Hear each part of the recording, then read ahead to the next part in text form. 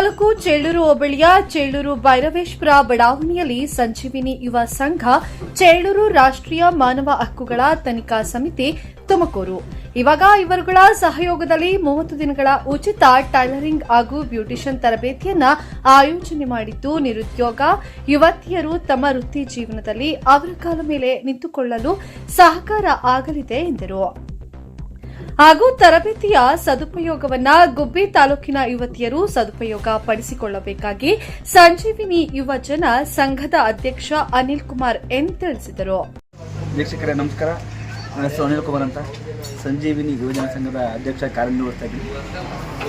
ಈ ದಿನ ವಿಶೇಷವಾಗಿ ನಾವು ಯುವಜನತೆಗೆ ಒಂದು ಉದ್ಯೋಗ ಅವಕಾಶವನ್ನು ಕಲ್ಪಿಸಿಕೊಡಬೇಕು ಮತ್ತು ಅವರು ಅದರಲ್ಲಿ ತರಬೇತಿ ತಗೊಂಡು ಅವರು ಸಹ ಸ್ವಯಂ ಉದ್ಯೋಗ ಸೃಷ್ಟಿ ಮಾಡಬೇಕು ಅಂತ ಉದ್ದೇಶ ಇಟ್ಕೊಂಡು ಸಂಜೀವಿನಿ ಯುವಜನ ಸಂಘವು ಇಂದಿನ 30 ದಿನಗಳ ಏನು ಯುವತಿಯರು ಏನಿದ್ದಾರೆ ಅವ್ರಿಗೆ 30 ದಿನ ಉಚಿತ ಟೈಲರಿಂಗ್ ತರಬೇತಿ ಮತ್ತು ಬ್ಯೂಟಿಷಿಯನ್ ತರಬೇತಿಯನ್ನು ಹಮ್ಮಿಕೊಂಡಿದೆ. ಇದು ಚೇಳೂರಿನ ಭೈರವೇಶ್ವರ ಬಡಾವಣೆಯಲ್ಲಿ ಈ ಕಾರ್ಯಕ್ರಮ ಆಯೋಜನೆಗೊಂಡು ತರಬೇತಿ ನಡೀತಿದೆ. ಅಲ್ಲೇ ಒಂದು 3 ಡೇಸಿಂದ ಈ ಕಾರ್ಯಕ್ರಮ ನಡೀತಾ ಇದೆ.